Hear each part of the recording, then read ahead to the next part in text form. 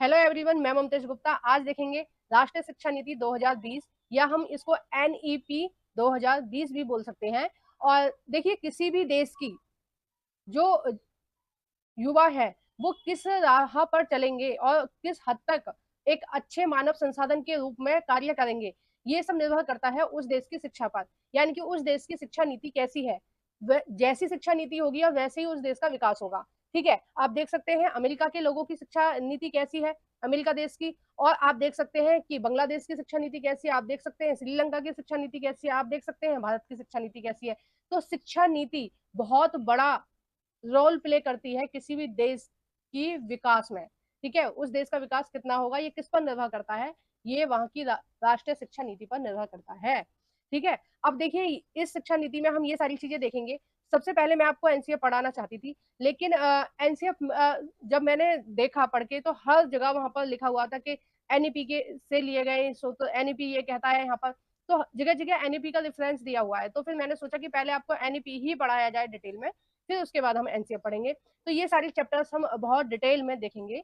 ठीक है, इसमें हर चैप्टर्स में क्या दिया हुआ है। आप किसी भी टीचिंग एग्जाम की तैयारी करते हैं या कोई भी आप टेट एग्जाम देना चाहते हैं, ठीक है, चाहे यूपी टेट है या बिहार टेट है या झारखंड टेट है, कोई भी टेट है, ठीक है, या बीपीएससी का एग्जाम है, डी ट्रिपल एस बी है, या फिर यूपी पीजीटी है, यूपी पीजीटी है, या फिर यूपी टेट है, कुछ भी आप एग्जाम देंगे उस एग्जाम में इस यहाँ से क्वेश्चन आएंगे ही आएंगे। ठीक है, तो आइए हम शुरू करते हैं कि किस तरह की चीजें हैं। देखिए इसमें यहाँ से हम स्टार्ट करेंगे सबसे पहले कि क्या दिया हुआ है नई न्यू शिक्षा नीति में, यानी नई शिक्षा नीति में। तो इन्होंने बोला है कि ये इस तरह की शिक्षा नीति चाहते हैं। देखो ये सारी जो पेज है ना, ये आप पढ़ लेना, मैं इसकी पीडीएफ भी अपने टेलीग्राम चैनल पर शेयर कर दूंगी, वहां से आप देख सकते हैं बहुत अच्छे से कि इसकी पीडीएफ को। और देखिए इनका जो मकसद है, जो नई शिक्षा नीति लेके आए हैं, इनका क्या मकसद है। इन्होंने क्या किया है कि जो प्राचीन लोगों ने, जो हमारे पूर्वज हैं, उन्होंने जिस तरह की शिक्षा नीति वो चाहते थे, उन सनातन धर्म की प्राचीन परंपराएं और सनातन संस्कृति से संबंधित जो ज्ञान है, विचार है, सारी चीजों को समाहित किया है। आप लोगों से ये चीजें छुपी नहीं है, चाहे शिक्षा के क्षेत्र में हमारी चरक जी हैं या आर्यभट्ट है, ठीक है, या वह मीर है, भास्कराचार्य हैं, ये जितने भी महापुरुष हैं, इन ये जिस तरह की शिक्षा नीति का विकास उस समय कर रहे थे, इन सभी गुणों को जो 2020 में शिक्षा नीति आई है उसमें समाहित किया गया है, ताकि बच्चों का विकास अच्छे से हो सके। ठीक है, अब देखिए इन्होंने सबसे पहले हम बात करेंगे पिछली शिक्षा नीति के बारे में। ठीक है, और मैं इसकी पीडीएफ आपको दे दूंगी टेलीग्राम चैनल पर, तो आप वहां से देख लेंगे। ठीक है, पिन कर दूंगी मैं। और टेलीग्राम चैनल का नाम है जीके एनसीईआरटी ममतेश गुप्ता। शिक्षा पर पिछली नीतियों पर जोर मुख्य रूप से शिक्षा तक पहुंच के मुद्दे पर था।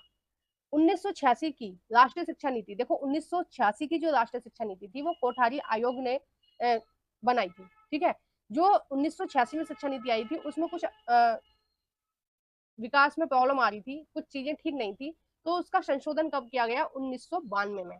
ठीक है, 1992 में 1986 की ही शिक्षा नीति का संशोधन किया गया था। ठीक है, नेक्स्ट आगे इसमें कह रहे हैं कि अधूरे कामों को इस नीति के द्वारा पूरा करने का भरपूर प्रयास करा गया, यानी कि जो चीजें इसमें रह गई थी वो चीजें इसमें संशोधित कर दी गई 1992 में। ठीक है, नेक्स्ट है 1986 या 1992 की पिछली नीति के बाद एक बड़ा कदम निःशुल्क और अनिवार्य शिक्षा अधिनियम 1909 सॉरी 2009 में रहा। ठीक है, 2009 में एक और शिक्षा नीति इन्होंने जारी की थी। ठीक है, उसके बाद से अब 2020 में आई है, जिसने सार्वभौमिक प्राथमिक शिक्षा सुलभ कराने हेतु कानूनी आधार पर उपलब्ध करवाया।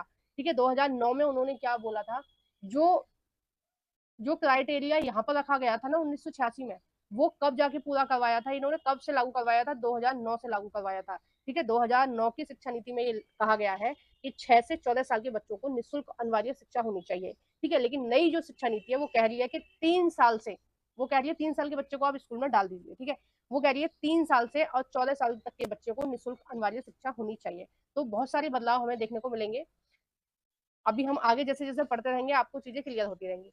अब देखिए ये जो शिक्षा नीति है, इस नीति के आधार सिद्धांत, ठीक है, इस नीति के क्या क्या सिद्धांत है, किन सिद्धांतों पे ये जो नीति है वो आधारित है, वो हम पढ़ेंगे। देखो आगे जो पेज रह गए हैं, जब मैं आपको पीडीएफ शेयर करूंगी यूट्यूब उस पर चैनल पर, टेलीग्राम चैनल पर, तो आप एक एक चीजें ध्यान से पढ़ लेना। एक एक चीज आपको काम आने वाली है।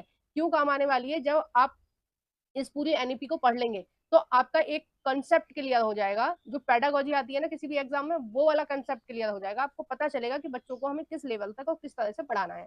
तो ये सारी चीजें इंपॉर्टेंट है, लेकिन जो बहुत ज्यादा इंपॉर्टेंट है उनको मैं आपको इस वीडियो में बता रही हूँ। ठीक है, इस तरह से लगभग 10-12 इसके पार्ट आएंगे। तो आपको सभी पार्ट देखने के लिए चैनल को सब्सक्राइब कर लेना। शैक्षिक प्रणाली का उद्देश्य अच्छे इंसानों का विकास करना है। यानी कि जो 2020 में जो शिक्षा नीति आई है, इसका उद्देश्य क्या है? अच्छे इंसानों का विकास। ठीक है, जो तर्क संगत विचार और कार्य करने में सक्षम हो, जिसमें करुणा और स्वानुभूति, साहस और लचीलापन, वैज्ञानिक चिंतन और रचनात्मक कल्पना शक्ति, नैतिक मूल्य और आधार हो। ठीक है, इनका कहने का मतलब है कि बच्चे को हमें इस तरह से तैयार करना है कि वो तर्क भी कर सके, उसके अंदर सहानुभूति भी हो, उसके अंदर साहस भी हो कुछ भी काम करने का, लचीलापन यानी कि उसको पता है कि कब मुझे कहाँ कितना बोलना है, कब मुझे क्रोध करना है, कब नहीं करना है। ठीक है, वैज्ञानिक दृष्टिकोण भी होना चाहिए और उसमें के अंदर क्रिएटिविटी भी होनी चाहिए। क्योंकि जितने भी जॉब्स हैं, ज्यादातर में क्या है? क्रिएटिविटी होती है ना। हर बच्चा जो भी जॉब करेगा उसमें अपना भी कुछ ऐड करे चीजों को। ठीक है, अब जैसे कुछ बच्चे मैकेनिक बनते हैं, है ना, कुछ बच्चे मिस्त्री का काम करेंगे, है ना, कुछ बच्चे सिविल सर्विसेज में जाएंगे, तो उनको अपने विचारों को भी अपने विचारों के द्वारा भी एक नई चीज ऐड करने की जरूरत है। ठीक है, कल्पना शक्ति बढ़ाना, नैतिक मूल्य बढ़ाना। नैतिक मूल्य यानी कि सबके साथ भाईचारे से कैसे रहा जाए, बड़ों से हमें किस तरह से बात करनी चाहिए, छोटों से किस तरह से बात करनी चाहिए। तो ये सारी चीजें हमें अब जो हम बच्चे को पढ़ा रहे हैं, ये सारी चीजें उनको हमें सिखानी है। ठीक है, ये कह रहे हैं इस शिक्षा नीति का उद्देश्य है। देखो ये अब 2024 में पूरी तरह से लागू हो गई है। जो 2020 में आई थी 2-3 साल लागू नहीं हो पाई क्योंकि कोरोना का प्रभाव था, तो काम इतनी स्लो गति से चल रहा था।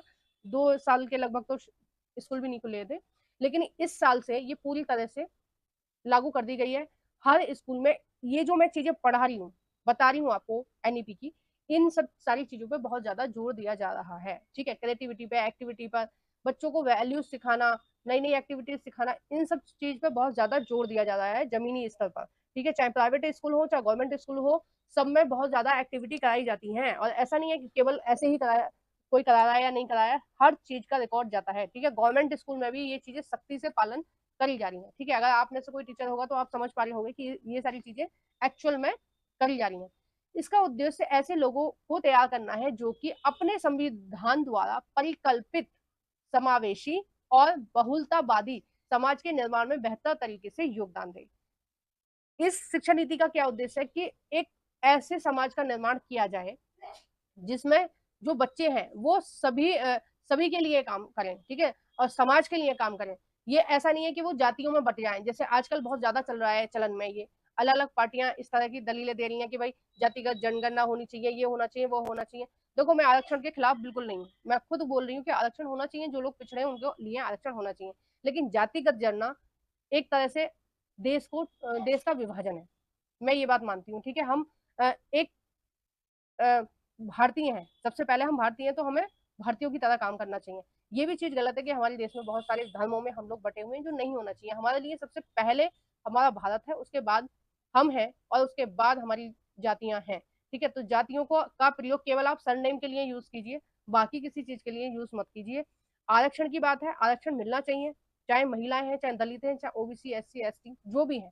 ठीक है, जो जिनको मिल रहा है उनको भी मिलना चाहिए, जिनको अभी तक नहीं मिला है, जो वाकई में दावेदार हैं उसके, तो भाई अपनी बात कोर्ट में आप रखिए। ये बिल्कुल सही है। ठीक है, मैं इस चीज के खिलाफ नहीं हूँ। बट ये जातिगत जनगणना होगी तो बहुत सारी चीजें जो नहीं होनी चाहिए अपने देश में वो हो जाएंगी। ठीक है, ये गलत है। नेक्स्ट है, हम नेक्स्ट देखते हैं कि राष्ट्रीय शिक्षा नीति में क्या ऐड किया गया है। एक अच्छी शैक्षिक संस्था वह है जिसमें प्रत्येक छात्र का स्वागत किया जाए। प्रत्येक छात्र का स्वागत करने से मतलब है कि वो किसी भी पृष्ठभूमि से आ रहा है, वो गरीब है, अमीर है, ठीक है, हैंडीकैप्ड है। ठीक है, तो किसी भी पृष्ठभूमि से आ रहा है, वो किसी कैसा भी छात्र है, हमें उसका क्या करना चाहिए? स्वागत करना चाहिए। यानी कि उस पर भी हमें ध्यान देना है ताकि वो अच्छे से पढ़ सके, और उसकी देखभाल की जाती है। जहां एक सुरक्षित और प्रेरणादायक शिक्षण वातावरण मौजूद होता है, जहां सभी छात्रों को सीखने के लिए विविध प्रकार के अनुभव उपलब्ध कराए जाते हैं, और जहां सीखने के लिए अच्छे बुनियादी ढांचे और उपयुक्त संसाधन उपलब्ध है। यह सब हासिल करना प्रत्येक शिक्षा संस्थान का लक्ष्य होना चाहिए। यानी कि ये जो चीज अभी बोली है कि चाहे वो किसी भी पृष्ठभूमि से बच्चा आ रहा है, उसको एक्सेप्ट करना है, उसको उसी कक्षा में पढ़ाना है जिस कक्षा में सामान्य बच्चे पढ़ रहे हैं। तो ये एक तरह से क्या है, ये एक तरह से हो जाएगा समावेशी शिक्षा। ठीक है, समावेशी शिक्षा क्या है कि एक ही कक्षा में हर पृष्ठभूमि के बच्चे पढ़ रहे हैं, और चाहे गरीब है, अमीर है, या फिर वो हैंडीकैप्ट है, किसी भी तरह से कोई भी दिक्कत है, वो एक ही स्कूल में एक ही क्लास में पढ़ रहे हैं। ठीक है, ये क्या है, ये आपकी समावेशी शिक्षा है। तो यही चीज कह रहे हैं कि वो ये जो चीज है वो हर स्कूल में लागू होनी चाहिए। नेक्स्ट कह रहे हैं, तथापि साथ ही विभिन्न संस्थानों के बीच शिक्षण के हर स्तर पर परस्पर सहज जुड़ाव और समन्वय की आवश्यकता है। अब देखो, ये बहुत सारे सिद्धांत इन्होंने जो दिए हैं वो है, और ये सिद्धांत आपको पेडागोजी के क्वेश्चनों में देखने को मिलेंगे। सीटेट हो या कोई भी टीचर से रिलेटेड एग्जाम हो, आप देखना एक एक लाइन आपको वहां से यहाँ से देखने को मिलेगी। ठीक है, और अब बहुत ज्यादा इजी नहीं आ रहा सीटेट का पेपर, जो पेडागोजी है बहुत ज्यादा टफ आ रही है, इसलिए आपको बहुत ध्यान से सुनने की जरूरत है। नेक्स्ट हम देखेंगे, हर बच्चे की विशिष्ट क्षमताओं की स्वीकृति, पहचान और उनके विकास हेतु प्रयास करना। यानी कि हमें ध्यान रखना है कौन बच्चा विशिष्ट है, यानी कि कौन बच्चा इंटेलिजेंट है, कौन बच्चा थोड़ा स्लो है पढ़ने में, कौन बच्चा किस तरह से सीखेगा, ठीक है, उसकी क्या गति है। ये सारी चीजें हमें ध्यान रखनी है, हमें मतलब शिक्षकों को और अभिभावकों को ध्यान रखनी है कि उनका बच्चा किस तरह से सीख रहा है।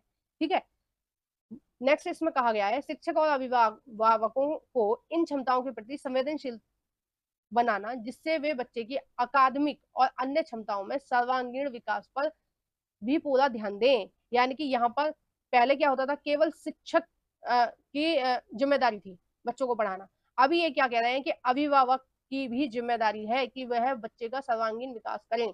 सर्वांगीण विकास से मतलब है कि बच्चे को पढ़ना आना चाहिए, लिखना आना चाहिए, बच्चे को क्रिएटिविटी आनी चाहिए, बच्चे में सहानुभूति की भावना होनी चाहिए, साहस होना चाहिए, धैर्य होना चाहिए। ये सारी चीजें हमें बच्चे को सिखानी है, इसलिए बच्चों को एक्टिविटी दी जाती है ताकि बच्चे इन सारी चीजों को सीख सके।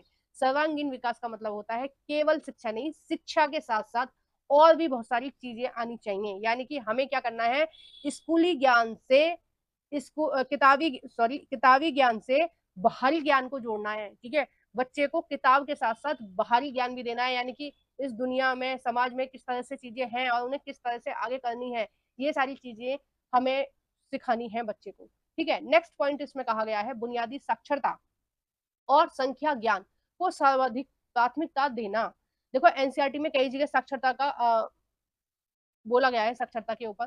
तो इन्होंने साक्षरता से क्या मतलब है, देखो बुनियादी साक्षरता का क्या मतलब है, ये हम अब मैं आपको बता रही हूँ। जिससे सभी बच्चे कक्षा 3 तक साक्षर, साक्षर का मतलब होता है कि कक्षा 3 क्लास का बच्चा पढ़ना जानता हो, लिखना जानता हो और ये समझे कि किताब में क्या लिखा है। ठीक है, जैसे एक कौवा प्यासा था वाली कहानी आप सबने सुनी होगी।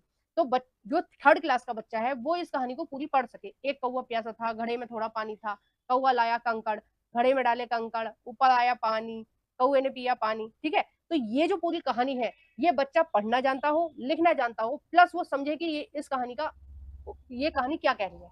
ठीक है, कौवा किस तरह से चीजें कर रहा है, वो ये समझे कि कौवा क्या कर रहा है, कि उसको पानी पीना है तो वो उसमें कंकड़ डाल रहा है ताकि पानी ऊपर आ जाएगा तो और मैं पानी पी लूंगा।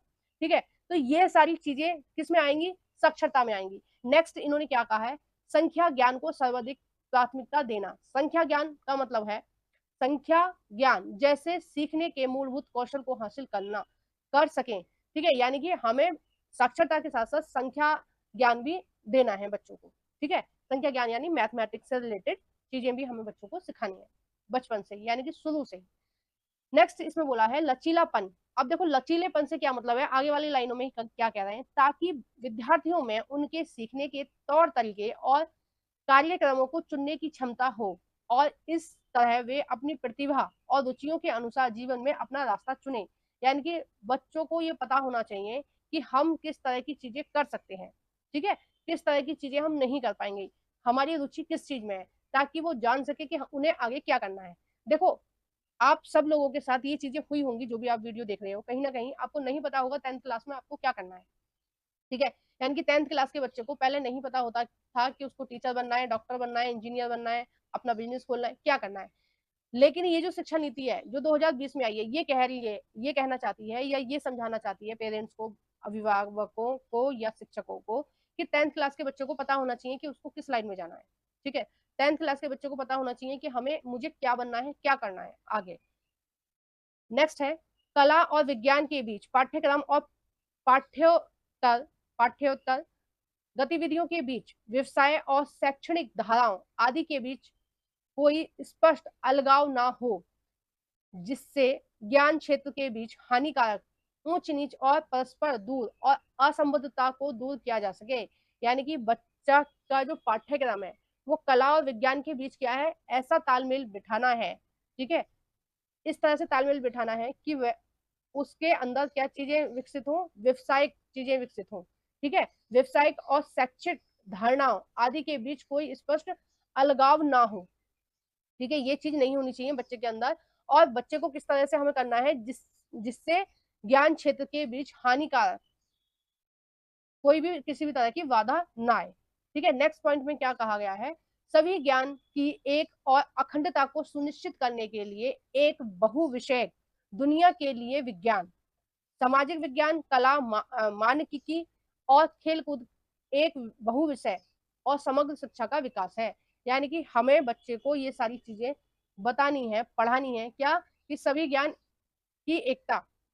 ठीक है, यानी कि हर चीज को हमें क्या करना है, कोरिलेट करके पढ़ाना है। और अखंडता को सुनिश्चित करने के लिए एक बहुविषयक दुनिया, यानी कि हमें एक सब्जेक्ट पर फोकस नहीं करना है, हमें उसको सारे सब्जेक्ट पढ़ाने हैं। कौन कौन से सब्जेक्ट पढ़ाने हैं, उसको विज्ञान का भी ज्ञान होना चाहिए। ठीक है, आगे जाके तभी वो टेक्नोलॉजी में अपनी रुचि दिखा पाएगा, अलग अलग क्षेत्रों में कुछ अच्छा कर पाएगा। ठीक है, नेक्स्ट उसमें सामाजिक विज्ञान यानी कि सोशल चीजें भी विकसित होनी चाहिए, उसको पता होना चाहिए कि किस तरह से उसे समाज में चलना है, करना है, क्या चीज है। भूगोल के बारे में पता होना चाहिए, राजनीति के बारे में पता होना चाहिए, उसको इतिहास के बारे में पता होना चाहिए, उसको इकोनॉमिक्स के बारे में पता होना चाहिए। ठीक है, नेक्स्ट है कला, है ना। और नेक्स्ट है मानविकी। मानविकी का मतलब है कि बच्चे के अंदर स्वानुभूति, प्यार, करुणा, ठीक है, ये सारी चीजें भी होनी चाहिए, धैर्य, ये सारी चीजें भी होनी चाहिए। और साथ ही साथ उसको उसके शारीरिक विकास के लिए उसके लिए खेल भी बहुत जरूरी है। ठीक है, ये क्या है, एक ये समझ शिक्षा का विकास है।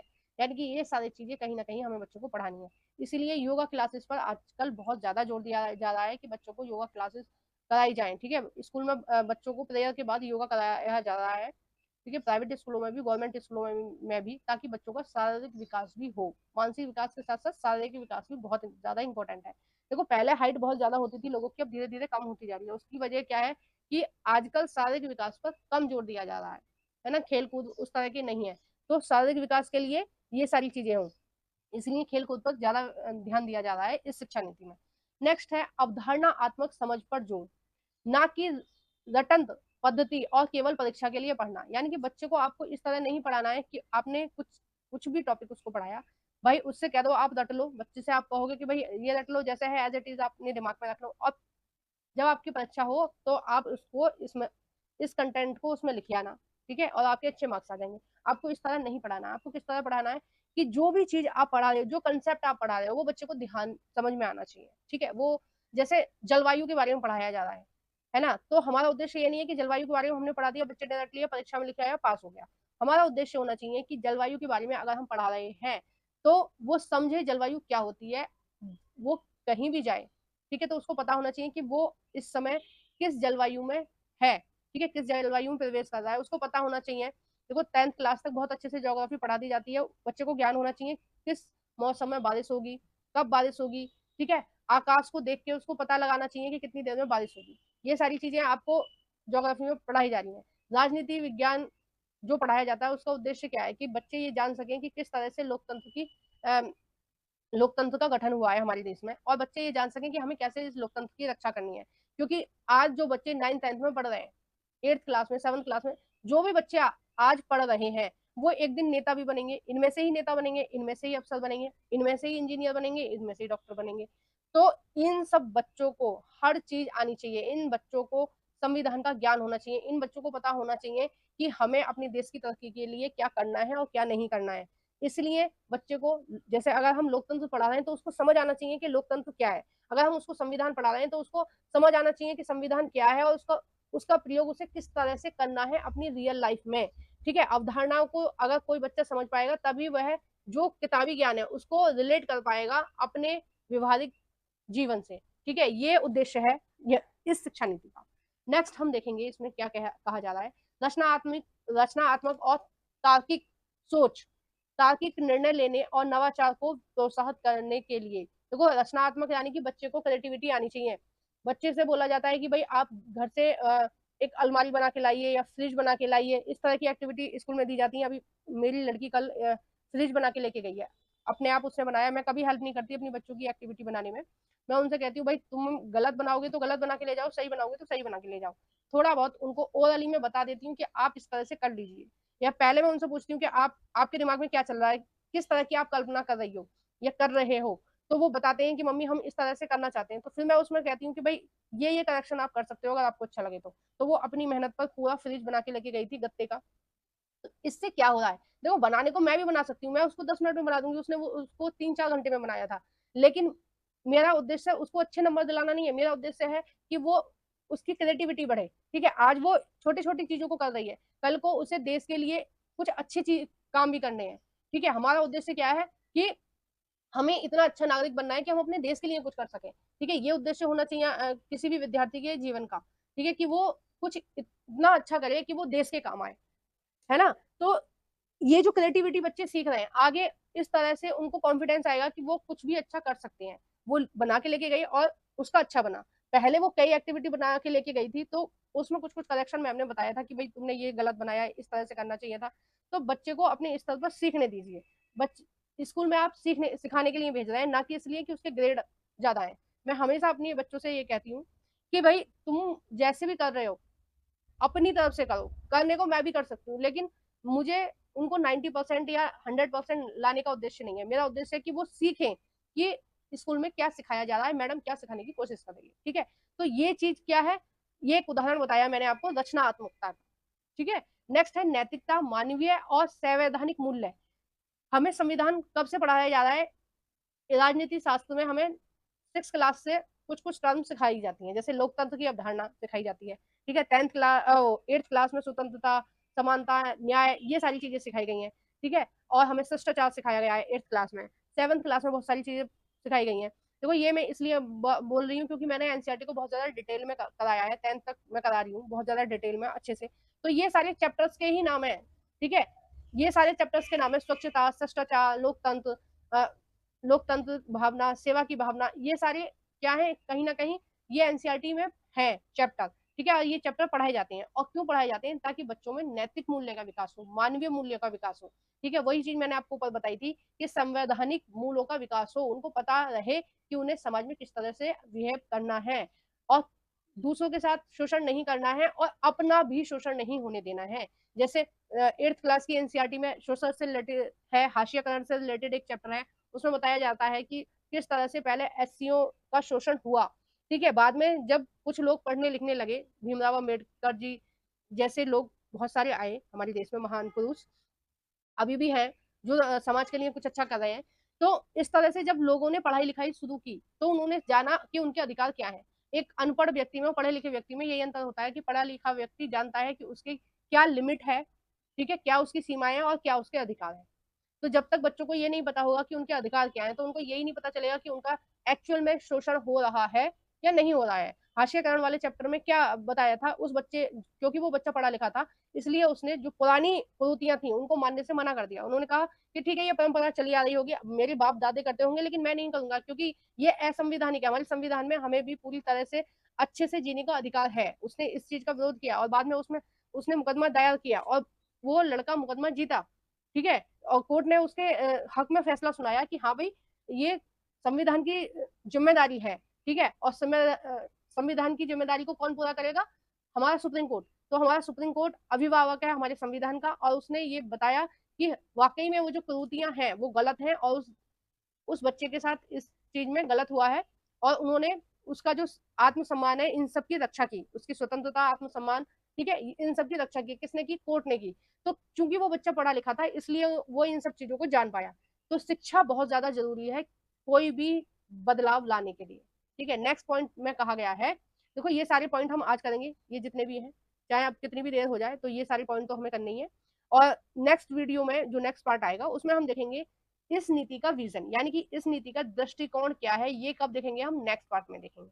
ठीक है, तो किस तरह से है ये नीति, ये हम नेक्स्ट पार्ट में देखेंगे। अभी हम इसके सिद्धांत देख रहे हैं कि किस कौन कौन से इसके सिद्धांत है।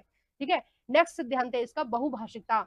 ये क्या कह रहे हैं, नई शिक्षा नीति में जो बहुभाषिकता का विचार इन्होंने अब रखा है नई शिक्षा नीति में, 2020 की शिक्षा नीति में, ये विचार महात्मा गांधी का भी था। ठीक है, महात्मा गांधी भी ये चाहते थे कि बच्चों को 2 से ज्यादा लैंग्वेज आनी चाहिए। ठीक है, जितने भी हमारे महापुरुष हैं उनको 2-3 से ज्यादा लैंग्वेज आती हैं, तो 2-3 से ज्यादा लैंग्वेज 2 से ज्यादा लैंग्वेज आनी चाहिए। यानी कि एक तो बच्चे को इंग्लिश आनी चाहिए और सबसे पहले बच्चे को अपनी स्थानीय भाषा आनी चाहिए। ठीक है, स्थानीय भाषा में वो पढ़े लिखे, उसके बाद एक स्टैंडर्ड लैंग्वेज आनी चाहिए, इंग्लिश आनी चाहिए, तो उसको 2-3 भाषा आनी चाहिए। तो ये चीजें हमें क्या सिखानी है, उसको बचपन से ही सिखानी है। नेक्स्ट है जीवन कौशल, जैसे आपसी संवाद, सहयोग और सामूहिक कार्य और लचीलापन। यानी कि जीवन के एक कौशल है, क्या क्या, यानी कि हमें संवाद करना आना चाहिए, एक दूसरे का सहयोग करना आना चाहिए, समूह में कार्य, यानी कि जो ग्रुप प्रोजेक्ट दिए जाते हैं बच्चों को, सामूहिक कार्य यानी कि ग्रुप प्रोजेक्ट जो दिए जाते हैं वो इसलिए दिए जाते हैं कि बच्चे मिलके काम करें। अब जैसे टीचर डे का आयोजन किया जाता है तो बच्चे थोड़ी बहुत डेकोरेशन करते हैं टीचर के लिए, थोड़ी थोड़ी कुछ चीजें करते हैं, है ना, कुछ अपना तैयार करके लाते हैं, कुछ लेक्चर है या कोई कविता है, गीत है। ये सब एक्टिविटीज क्यों कराई जाती हैं, ताकि बच्चों में समूह में काम करने की आदत रहे, ग्रुप टीम वर्क काम करने की आदत रहे, टीम में काम करने की आदत रहे। ठीक है, इसलिए थोड़ा थोड़ा जो काम है वो बच्चों को दिया जाता है। नेक्स्ट है सीखने के लिए सतत मूल्यांकन पर जोर। बहुत ज्यादा इंपॉर्टेंट टर्म है ये, बहुत ज्यादा इंपॉर्टेंट। सतत मूल्यांकन का मतलब है आपको केवल हाफ ईयरली और एनुअल परीक्षा पर जोर नहीं देना है। सतत और व्यापक मूल्यांकन का मतलब है कि अप्रैल में जैसे बच्चे का एडमिशन होता है तो अप्रैल से, ठीक है, अप्रैल से जब सेशन स्टार्ट होता है तो अप्रैल से आपको ऑब्जर्व करना है कि बच्चा किन किन चीजों में आगे है और किन किन चीजों में पीछे है, और जिन चीजों में पीछे है उनका कारणों को पता लगाना है। ठीक है, ये जब हम उनके कारणों का पता लगाएंगे तो ये क्या हो जाएगा, निदानात्मक मूल्यांकन, और फिर उन कारणों को ठीक करना, ये क्या हो जाएगा, उपचारात्मक।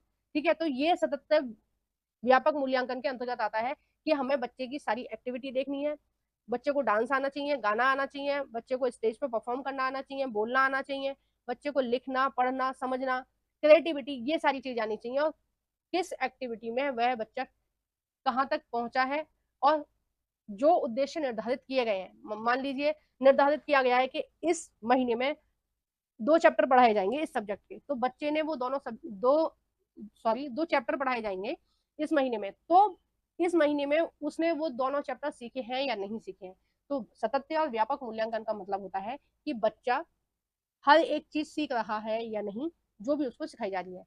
ठीक है, केवल पहले क्या होता था, हाफ ईयरली और एनुअल परीक्षा का चीजें मेंशन होती थी आपके रिपोर्ट कार्ड में, ठीक है, आपके रिजल्ट में, लेकिन आजकल क्या होता है, सारी एक्टिविटी का विवरण भी होता है रिजल्ट में, क्योंकि सरकार ये चाहती है कि केवल रटने पर, लिखने पर, पढ़ने पर जोर न दिया जाए, बच्चे का सर्वांगीण विकास किया जाए, और वो सर्वांगीण विकास कहाँ तक हो रहा है और किस लेवल तक हो रहा है, वो उसका मूल्यांकन किस में करेंगे, उसका मूल्यांकन करेंगे सतत और व्यापक मूल्यांकन में।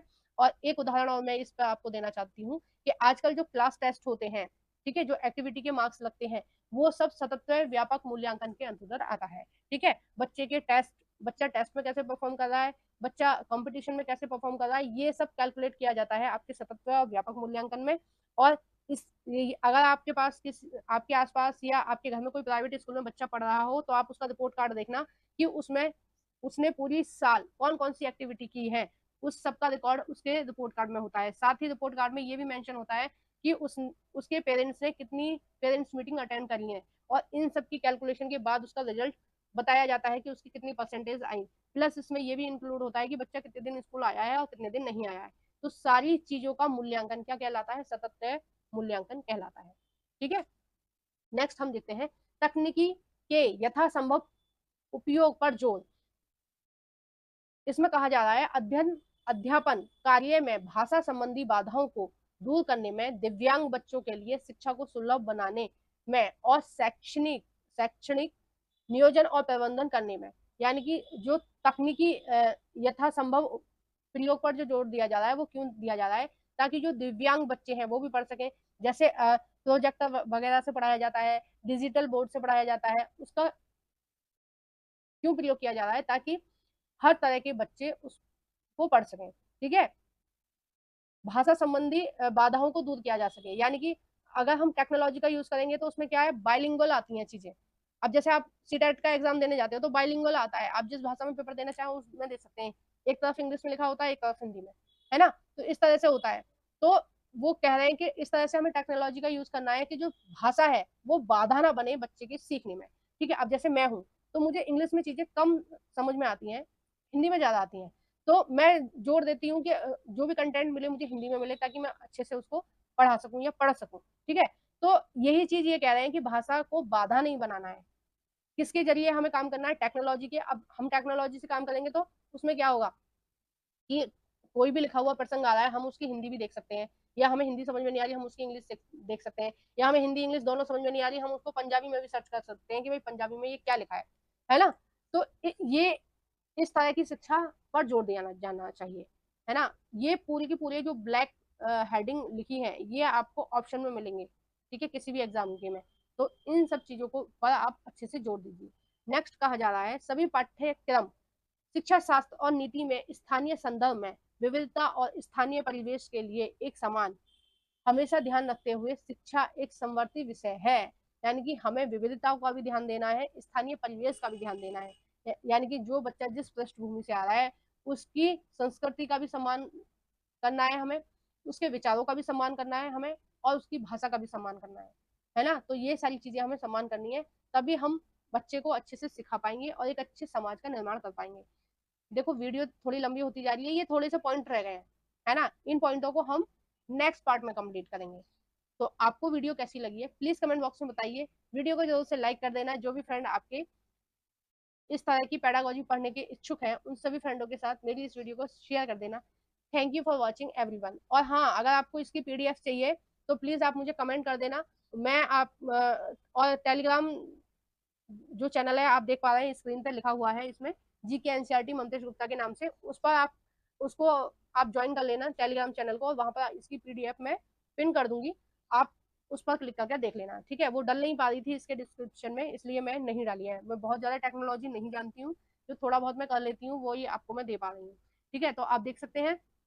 और इसके ये जो सीरीज चल रही है एनईपी के बाद हम क्या देखेंगे, एनईपी के बाद हम देखेंगे एनसीएफ। ठीक है, उसके बाद हम प्रीवियस पेपर लगाएंगे कि किस तरह से पेडागोजी पूछी जाती है।